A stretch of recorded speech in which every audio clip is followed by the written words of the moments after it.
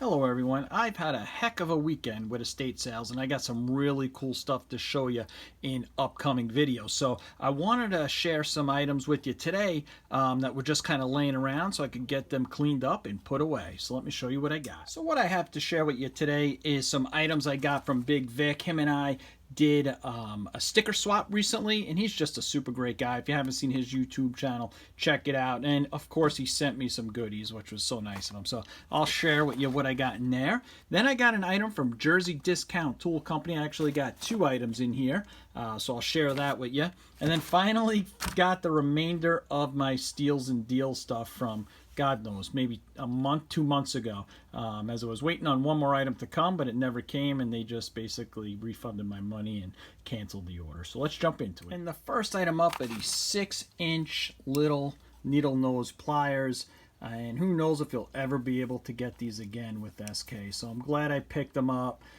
These are made by, or similar to the Western Forge ones. Obviously, as you guys know, they have all the same equipment now. And the most popular, probably, pair of needle nose of all time, the Craftsman ones. Identical spitting image of it. And I love the handles on these. That's the only thing that is different. The other thing I want to show you that's pretty cool though while I'm on these, because I was pulling out my Craftsman needle noses, and these are the older ones before they were made by Western Forge for Craftsman. And look how nice these were. These had the same type of handles as the SK grips, I should say. And so I really like those versus these here that Western Forge used.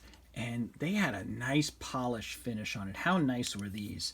And they had a C on the back, and I'm not sure what that was for, but if you could come across these, definitely grab them. Hey, I love these old Western Forge ones, but these are just really nice for the way they were machined and done. The other thing that's a little different is take a look at the sides here on these. You see the way these open? And it's kind of got that rounded piece where these are kind of flat and they open, so it is a slightly different design as well. And you know, just love them, and I'm gonna take care of these because who knows if I'll ever be able to get another pair of them.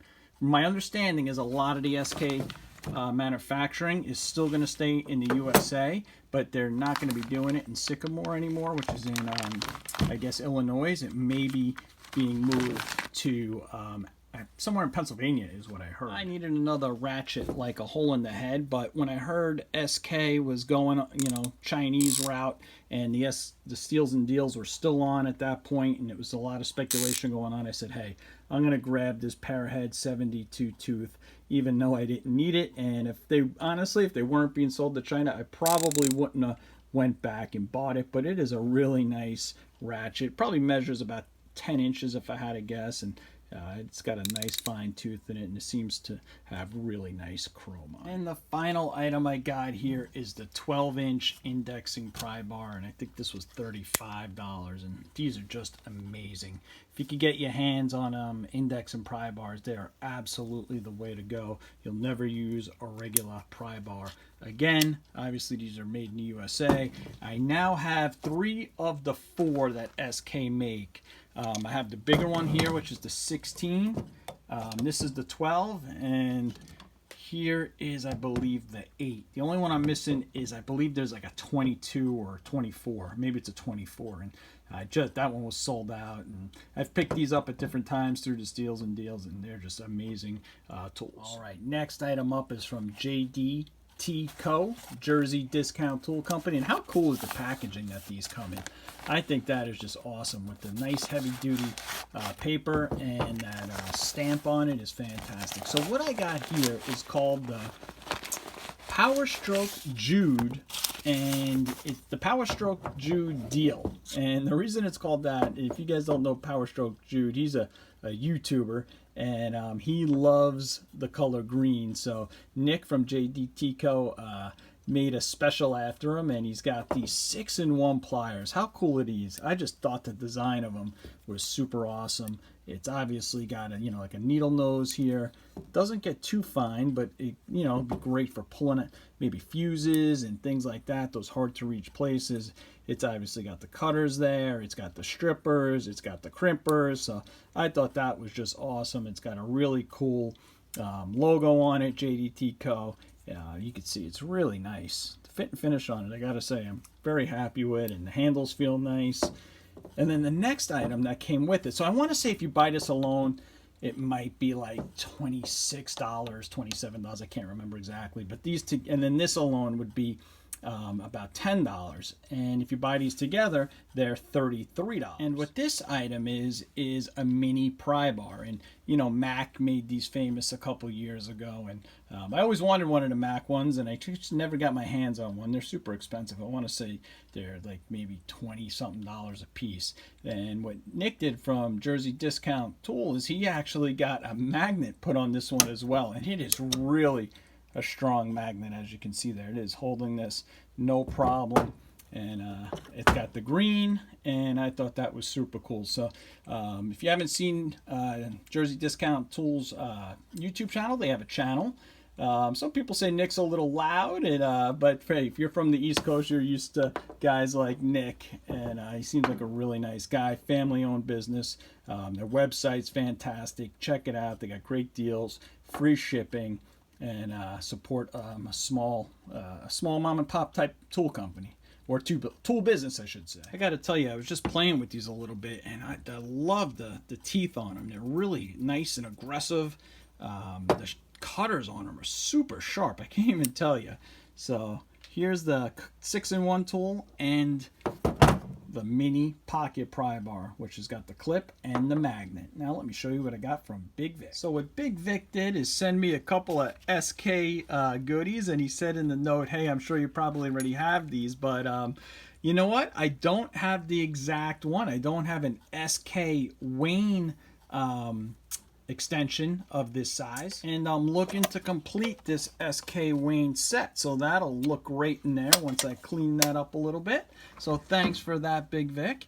And then he sent me a nice little this is a 1/8 inch on the hex bit, which is fantastic. And this looks like it was homemade. Look at that. It looks like someone welded in possibly a 1/4 inch hex on that. And then a little swivel. Can't go wrong with a 7/16 swivel. 3H drive. 6-point, which is fantastic. And then he sent me this, which I think is just great. But he told me in the note, he's like, Tom, he's like, this is a little 1/4 inch breaker bar, but I don't know what the heck happened to it. It just won't move. It's like, it almost looks like it's peened over. He's like, he tried everything to free it up, and it just won't free up. And while the camera's off, I actually stuck it in a vise and wiggled it, and I couldn't get it to free up either. So I think what I'm going to do next is see if I could just maybe hit this on the belt sander, and if that'll work. So let's take a look. So before I went to the belt sander, I figured I'd see how strong these magnets are, and wow, it broke it free. Vic, I don't know what your problem was. I don't know how you couldn't get it loosened up. The magnet from JDTCo is pulling it no problem. I wish it was that easy, but it wasn't that hard either. Did bring it over to the belt sander here and just had to work that. It worked each side of it. It kind of was a weird peening over, and when I ran my finger over it, you could tell that something was just not right. And then once I did that for a while, as you can see here, it finally freed up and loosened up. And then I brought it back to the belt sander after working it to take off any other edges.